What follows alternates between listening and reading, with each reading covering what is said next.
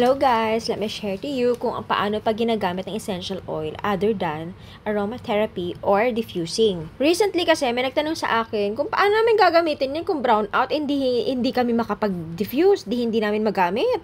Paano pa kami magpapatulog ng bata niyan? Eyes on the video and listen to me carefully. Aside sa pagdi-diffuse, pwede mo din ilagay ang cedarwood sa talampakan para makatulong na antukin sila ng mabilis. Itong oil na to, meron siyang antimicrobial property, kaya ito na din yung ginagamit ko sa kanilang sugat. Tulad tong batang to, na sobrang na naman sa pag-nail cutter. Kaya imbis na alcohol kung ano-ano, ito na yung nilalagay ko, mas mabilis pa siyang gumagaling. At ang oil din na to, pwede mo din siyang ilagay sa yung hair. Ayan, kapal na ng hair ng bebe ko. Actually, ginawa ko talaga siya ng mermaid spray na merong cedarwood, lavender, at saka rosemary. At saka alam mo ba, nakakatuwa dito, itong cedarwood na to, nakuha ko lang to ng free.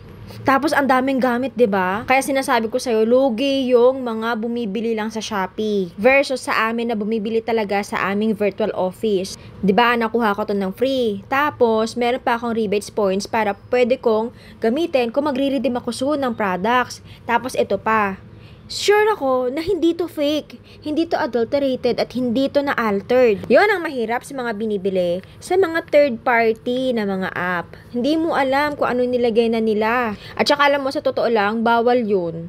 O yan, tingnan natin itong buhok ni Athena. Alam, ang dami na talaga, oh! Ang dami na tumuwa na hair, nakakatuwa.